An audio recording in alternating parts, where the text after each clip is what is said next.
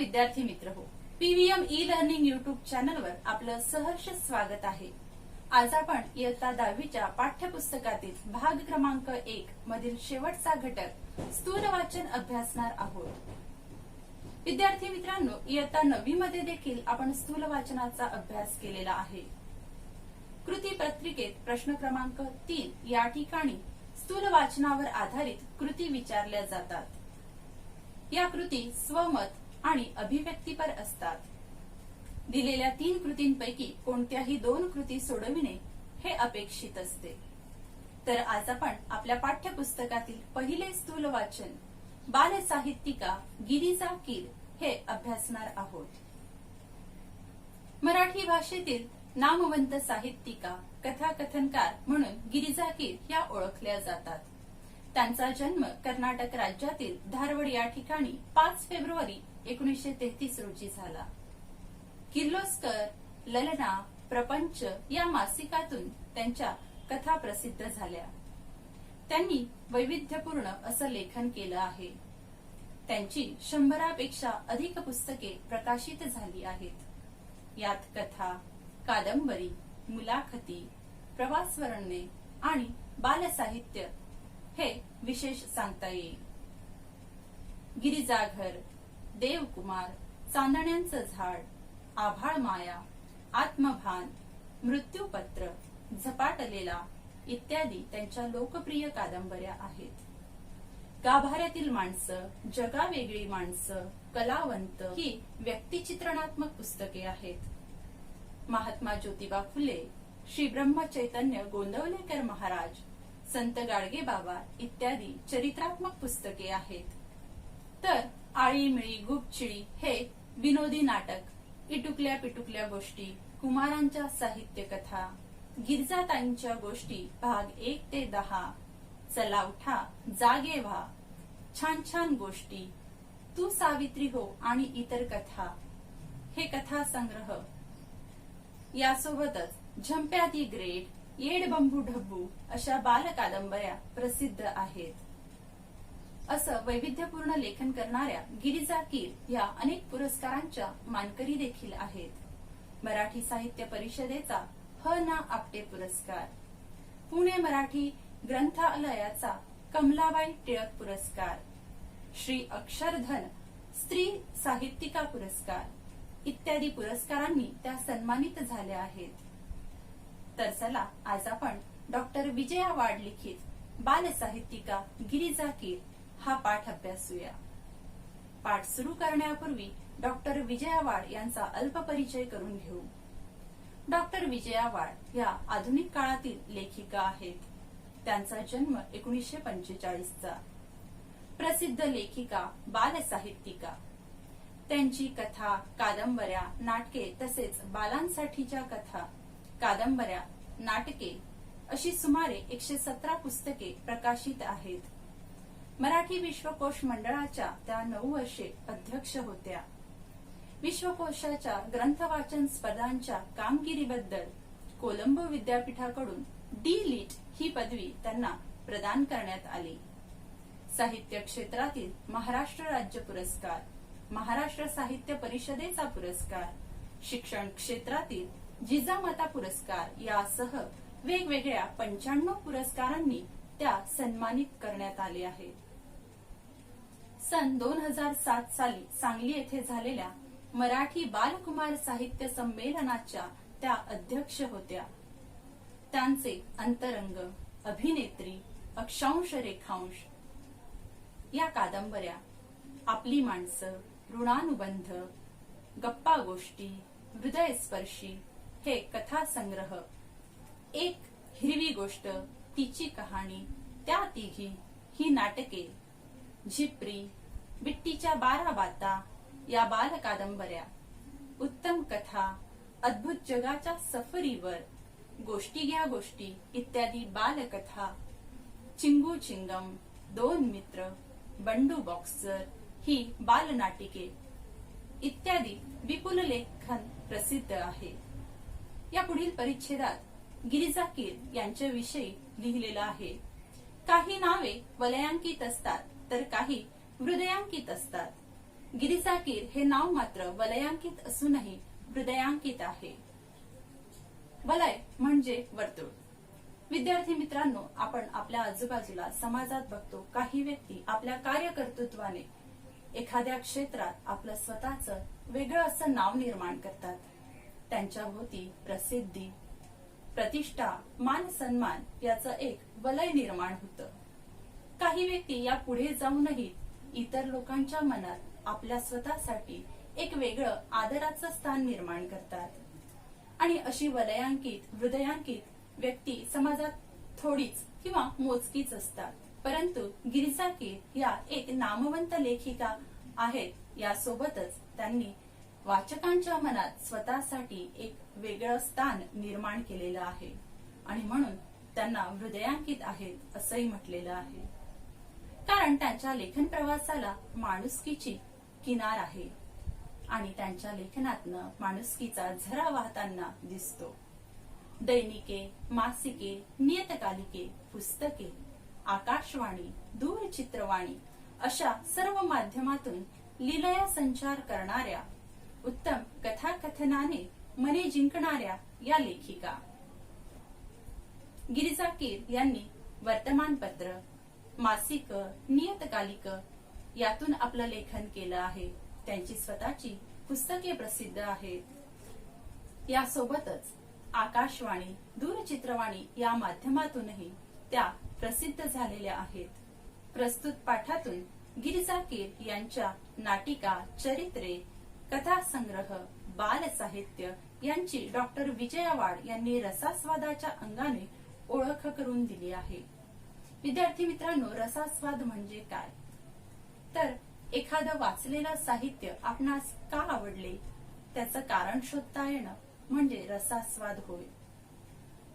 एखाद्या साहित्य कृतीकडे बघण्याचा आस्वादात्मक दृष्टिकोन विकसित होण्याच्या उद्देशाने प्रस्तुत पाठ समाविष्टित करण्यात आलेला आहे. आपण एखादी साहित्य कृती किंवा पुस्तक वाचल्यावर त्यातील चांगल्या गुणांचा शोध घेता येणं, ही वृत्ती आपल्यामध्ये जोपासली जावी या दृष्टिकोनातून हा पाठ योजलेला आहे.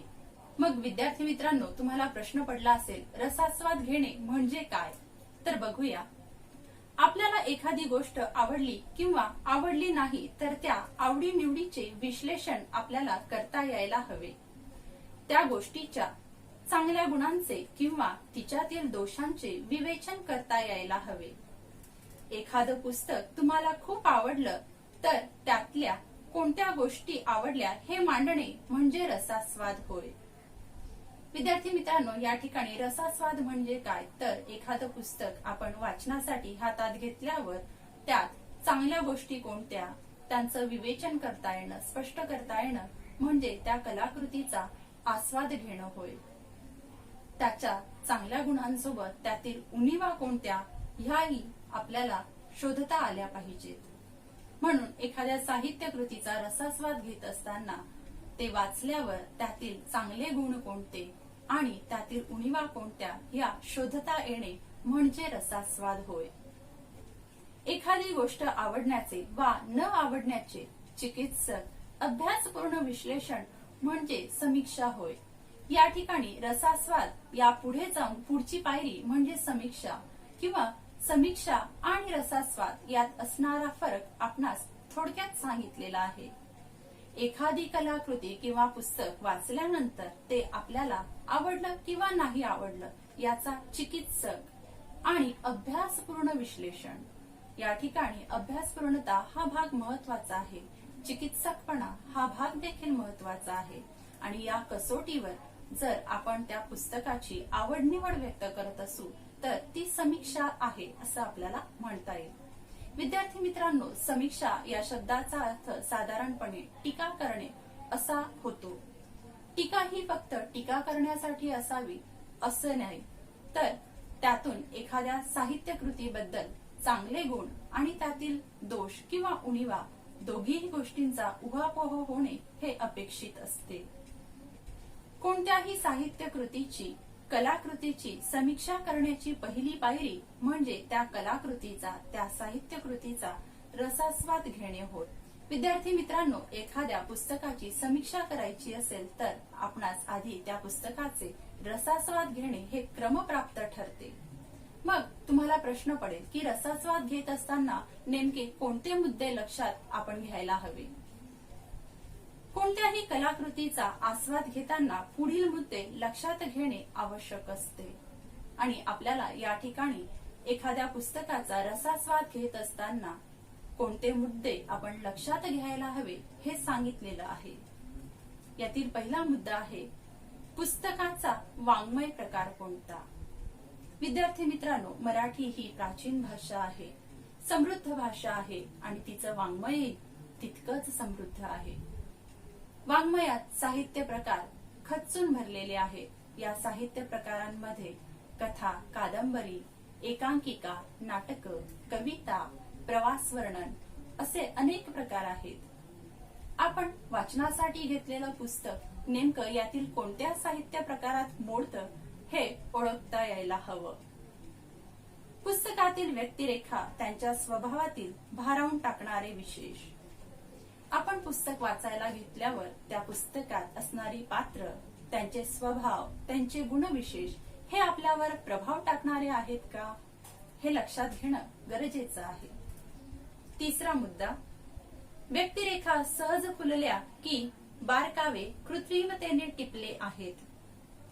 विद्यार्थी मित्रांनो, एखादं पुस्तक आपण वाचनासाठी हातात घेतलं की जसजसं कथानक पुढे जातं तसतसं त्यातील पात्र आपल्या लक्षात येत जातात.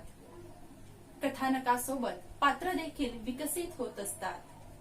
लेखकाने त्याच्या लेखन सामर्थ्याने ती पात्र जिवंत केलेली आहेत की नुसतेच कृत्रिम रीतीने त्या ठिकाणी बारकावे नमूद केले आहेत हे आपल्याला ओळखता आलं पाहिजे. यातील चौथा मुद्दा, कथानक आकर्षक व उत्कंठावर्धक आहे का. विद्यार्थी मित्रांनो, एखादं पुस्तक आपण वाचनासाठी हातात घेतल्यानंतर त्या पुस्तकाचं कथानक हे कसं आहे. खरं तर कथानक हा त्या पुस्तकाचा आत्मा असतो आणि कथानक आकर्षक असेल, उत्कंठावर्धक असेल तर पुस्तक वाचनाची गती, प्रेरणा ही वाचकाला मिळत राहते. जर सुरुवात आकर्षक असेल तर वाचक ते पुस्तक शेवटपर्यंत वाचत असतो आणि म्हणून ते कथानक आकर्षक आणि उत्कंठावर्धक असलं पाहिजे. वाचत असताना वाचकाला यापुढे काय होईल याची उत्सुकता लागून राहिली पाहिजे. पाचवा मुद्दा, काव्य संग्रह असल्यास कवितांचे भाव सौंदर्य, विचार सौंदर्य व अर्थ सौंदर्य कशातून जाणवते. विद्यार्थी मित्रांनो, एखादा कविता संग्रह जर वाचनास घेतला असेल तर त्या कविता संग्रहामध्ये असलेल्या कविता, त्यातून कवीने कोणता भाव व्यक्त केलेला आहे, त्या कवितांच्या माध्यमातून कवी आपणास कोणते विचार देऊ इच्छितात आणि त्यातून कशा प्रकारे अर्थ व्यक्त होतो हे ओळखता येणे गरजेचे आहे. सहावा मुद्दा, लेखकाची भाषा शैली कशी आहे. विद्यार्थी मित्रांनो, एखादं पुस्तक वाचत असताना त्या पुस्तकाची भाषा शैली कशी आहे हे समजणं गरजेचं असतं. जर तुम्ही एखादं ऐतिहासिक पुस्तक, कादंबरी वाचत असाल तर त्या पुस्तकासाठी वापरलेली भाषा शैली ही ऐतिहासिक कालीन असेल. जर ते काव्य असेल तर ती भाषा अलंकारिक असेल, गेय असेल आणि म्हणून भाषा शैली ही महत्वपूर्ण ठरत असते. या पुढील मुद्दा आहे, पुस्तकाची सुरुवात व शेवट आकर्षक आहे का. विद्यार्थी मित्रांनो, एखादं पुस्तक वाचनासाठी हातात घेतल्यावर जर त्याची सुरुवात आकर्षक असेल, उत्कंठावर्धक असेल तर वाचक ते पुस्तक शेवटपर्यंत वाचत असतो. ते पुस्तक तुमच्या लक्षात केव्हा राहतं, जर ते पुस्तक वाचल्यानंतर तुम्हाला वाचनाची तृप्ती, समाधान मिळालेलं असेल, त्यातून तुम्हाला सकारात्मक दृष्टिकोन, एखादं मूल्य, निखळ आनंद मिळालेला असेल आणि म्हणून पुस्तकाची सुरुवात, शेवट हे दोघेही भाग महत्वाचे ठरतात. आणि शेवटचं म्हणजे पुस्तकातील मिळणारे चिरंतर मूल्य. चिरंतन म्हणजे कायमस्वरूपी, चिरकाल टिकणारे मूल्य. संदेश, उपदेश तसेच कथानक व त्यातील आशय आणि कथानकाचा विषय या सर्वांचा मनावर एकत्रित परिणाम होतो का? या ठिकाणी पुस्तकाच्या माध्यमातून, कथानकाच्या माध्यमातून लेखकाने दिलेले एखादे मूल्य किंवा संदेश त्याचा वाचकाच्या मनावर खरोखरच परिणाम होतो का, हे बघणे देखील महत्वाचे ठरते. तर अशा प्रकारे विद्यार्थी मित्रांनो, एखाद्या पुस्तकाचा रसास्वाद घेत असताना वरील मुद्दे लक्षात घेणे गरजेचे ठरते. यानंतर आपण डॉक्टर विजया वाड यांनी बालसाहित्यिका गिरिजा कीर यांच्या साहित्याविषयी काय म्हटलंय ते पाहूया. आज मी गिरिजा कीर यांच्या बालसाहित्याबाबत लिहिणार आहे. विपुल साहित्य निर्मिती करूनही गिरिजाबाईंच्या लेखनात तोचपणाचा दोष अभावानेही आढळत नाही, हे त्यांचे सर्वात मोठे यश आहे. गिरिजा कीर यांच्या बालसाहित्य निर्मितीबाबत डॉक्टर विजया वाड म्हणतात की गिरिजा कीर यांनी लहान मुलांसाठी बालसाहित्य निर्माण करताना वैविध्यपूर्ण विपुल असं लेखन केलं आहे. परंतु असं विपुल लेखन करत असताना त्यात विषयाची, आशयाची पुनरावृत्ती झालेली आढळत नाही. त्यात तोचपणा, रटाळवाणापणा किंवा एखाद्या विषयाची पुनरावृत्ती होते असं झालेलं नाही आणि हेच त्यांच्या लेखनाचं सर्वात मोठं यश आहे. त्यांची नाटुकली आपण वाचली तर आपल्या लक्षात येईल की चमत्कार, अद्भुत रम्यता या साऱ्यांपेक्षा बाईंना दैनंदिन जिव्हाळ्याचे प्रश्न खूप महत्वाचे वाटतात आणि तेही बालकांच्या विश्वातले. डॉक्टर विजया वाड यांनी गिरिजा कीर यांच्या बालनाटिकांचा संदर्भ दिलेला आहे आणि त्या सांगतात की बालनाटिका लिहत असताना गिरिजा कीर यांनी मुलांच्या विश्वातले छोटे, साधे, त्यांना आवडतील त्यांच्या आपुलकीचे असे विषय लेखनासाठी घेतलेले आहेत. साधारणतः लहान मुलांसाठी लेखनाचे विषय म्हटले तर ते अद्भुत, रम्य, चमत्कार असे मानले जातात. परंतु या समजाला छेद देत गिरिजा कीर यांनी वास्तविक जीवनातील आणि लहान मुलांच्या जीवनाशी जुळलेले प्रश्न किंवा विषय लेखनासाठी हाती घेतलेले दिसतात. त्यांच्या काही बालनाटिकांकडे मी आपले लक्ष वेधू इच्छिते.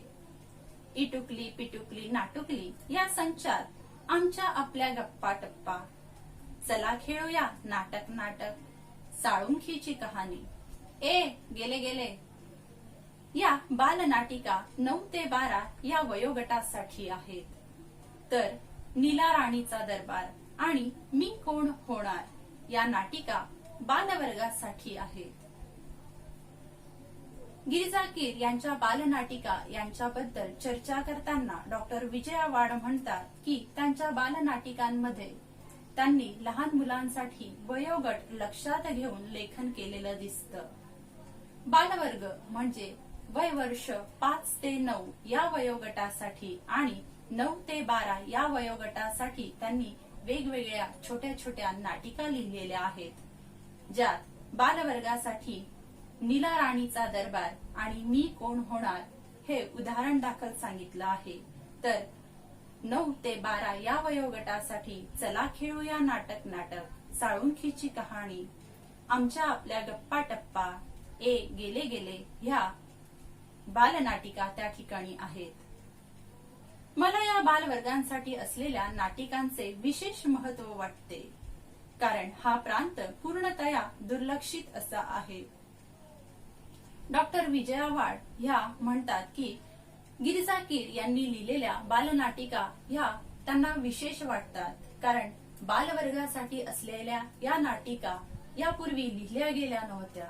लहान मुलांसाठीचं साहित्य, विशेषतः बालनाटिका हा भाग पूर्णपणे दुर्लक्षित केला गेला होता. पुण्याच्या रजनी परांजपे या वयोगटासाठी साधी, सोपी, जोडाक्षर विरहित पुस्तके प्रकल्प म्हणून तयार करून घेतात. त्यांच्या या स्तुत्य प्रयत्नाला गिरिजाबाईंची ही बालनाटके साथच देतात. पुढे डॉक्टर विजया वाड म्हणतात की पुण्याच्या रजनी परांजपे यांनी साधी, सोपी, जोडाक्षर विरहित पुस्तके तयार करण्याचा प्रकल्प हाती घेतला. विद्यार्थी मित्रांनो, बालवयोगटाच्या विद्यार्थ्यांना, मुलांना जोडाक्षर असलेली पुस्तके किंवा लेखन हे वाचनासाठी कठीण जातं आणि म्हणून त्यांच्या बालसुलभ वयाला रुचेल, पचेल, आवडतील अशी जोडाक्षर विरहित पुस्तके तयार करण्याचं काम रजनी परांजपे यांनी केलं. रजनी परांजपे या प्राध्यापिका आणि डोर स्टेप स्कूलच्या संस्थापिका होय. त्यांनी मुंबई, पुणे सारख्या शहरातील झोपडपट्टीतील मजूर वर्गांच्या, भिकारींच्या मुलांना शिक्षण देता यावे म्हणून या शाळेची स्थापना केली. या ठिकाणी येणाऱ्या मुलांना विशेषतः वय वर्षे 3 ते 14 या मुलांच्या शिक्षणासाठी प्रयत्न केले. बाल वयोगटासाठी असणाऱ्या मुलांना जोडाक्षर असलेली शब्द वाचणं कठीण जातं आणि म्हणून अशा मुलांना शिक्षण घेता यावं म्हणून त्यांनी साधी सोपी जोडाक्षर विरहित पुस्तकं प्रकल्प म्हणून हाती घेतली आणि त्यांच्या या प्रकल्पाला गिरजा कीर यांची बालनाटके ही पूरक ठरतात असं त्यांना वाटतं. मला विशेष आवडलेल्या एका बालनाटिकेचा उल्लेख करते. नाव आहे एक अर्ज आहे बाप्पा. सुजाता आणि सदानंद यांच्या घरात घडणारी ही गोष्ट. घरातली मोठी माणसं बाहेर गेली आहेत आणि अशा वेळी छोटी मुलं महत्वाचा विचार विनिमय करत आहेत. मुलांसाठी कोणता प्रश्न इतका निकडीचा असतो? तर आई, बाबा, शेजारी या मोठ्यांचं बॉसिंग त्यांना सहन होत नाही. पण हे सांगणार कुणाला? मग सर्वांना वाटतं की आपल्या तक्रारीचा पाढाच वाचू अर्जात आणि हा अर्ज चक्क बाप्पा पुढे ठेवूया. विद्यार्थी मित्रांनो, गणपती बाप्पा हा महाराष्ट्राचं लाडकं दैवत. आपण आपल्या संकटांना हरण करण्याची विनंती नेहमीच गणरायाला करत असतो. या बालनाटिकेत देखील सुजाता आणि सदानंद हे कुटुंब आहे. या कुटुंबातील मोठी माणसं ही बाहेर गेलेली असतात आणि त्यावेळी घरातली लहान मुलं हे विचार विनिमय करतात. कुठल्या तरी एका गोष्टीवर त्यांची चर्चा सुरू असते, विचार सुरू असतो. बरं, लहान मुलांच्या विचाराचा किंवा त्यांना पडलेल्या समस्येचा विषय काय असेल बरं? तर या मुलांना आपल्या घरातील थोर मंडळी, मोठी मंडळी, आई, वडील, बाबा यांचं बॉसिंग, यांच्या आज्ञेचं पालन करणं हे आवडत नसतं. त्यांना त्यांचं स्वातंत्र्य हे प्रिय असतं आणि मग या गोष्टीची तक्रार कुणाकडे करायची आणि बालसुलभ कल्पना म्हणून आपल्या समस्येचा परिहार करण्यासाठी आपल्या लाडक्या दैवताकडे आपण अर्ज करू ही कल्पना त्यांच्या मनात येते. देव नक्की प्रसन्न होईल आणि मग सुरू होते एक सामुदायिक अर्ज लेखन. इथे लेखिकेने काय छान तक्रारी मांडल्यात आणि मग मुलं एकत्र येऊन एक सामुदायिक अर्ज लेखन करण्यासाठी बसतात. हा अर्ज लिहत असताना त्यांच्या समस्या कोणत्या, अडचणी कोणत्या हा मोठा गमतीचा भाग आहे आणि लेखिकेने तो उत्तम रीतीने त्या ठिकाणी मांडलेला आहे. आईची शिफॉनची साडी नेसायला मिळालीच पाहिजे. घरातली छकुली तिला आईची छान वाटणारी मऊ साडी नेसायला नक्कीच आवडते, परंतु आई तिचा हट्ट पुरवत नाही ही तिची तक्रार. बर्फ का गोला खाण्याची आजादी पाहिजे. मुलांना बाहेरचं खाऊ दिलं जात नाही आणि मग अशा वेळी बर्फ का गोला खाण्याची आजादी हवी असते. भेळ खायला मिळायलाच हवी. उघड्यावरचं खाणं त्यांच्यासाठी वर्जच हो. मग भेळ कशी मिळेल आणि म्हणून ही भेळ मिळायलाच हवी ही त्यांची तक्रार.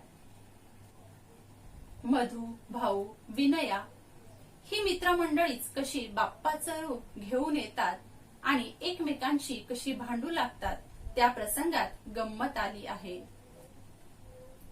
आणि ही छोटी छोटी मुलं गणपतीचं रूप घेऊन पुढे येतात, परंतु समस्या सोडवण्याऐवजी त्यांच्यातच भांडण सुरू होतं आणि ही मोठी गंमत आहे.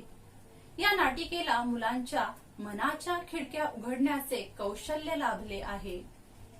या ठिकाणी लेखिका डॉक्टर विजया वाड म्हणतात की या बालनाटिकेच्या माध्यमातून गिरिजा कीर यांनी लहान मुलांच्या मनातील विषय हळुवारपणे समोर आणले आहेत. छोटे मोठे सारेच या नाटिकेच्या प्रयोगात रंगून जातील. नाटकाला जे दृश्य परिणाम असायला हवेत ते गिरिजाबाईंच्या नाटकात प्रभावीपणे दिसतात. विद्यार्थी मित्रांनो, एखादं नाटक बघायचा वाचकाच्या प्रेक्षकाच्या मनावर जो परिणाम व्हायला हवा तो परिणाम गिरिजा कीर यांच्या लेखनाने सहजपणे साध्य होताना दिसतो. मोजक्या पात्रांतून जिवंत दृश्य साकार करणे आणि बालप्रेक्षकांची मने जिंकणे ही अवघड बाब आहे, पण बाई ती लीलया पेलतात. मोजक्या कमी पात्रांमधून एखादं दृश्य जिवंतपणे साकार करणं, वाचत असताना ते डोळ्यासमोर अनुभवास येणं, जणू काही डोळ्यांनी बघत आहे असं अनुभव घेणं हे सोपं असत नाही.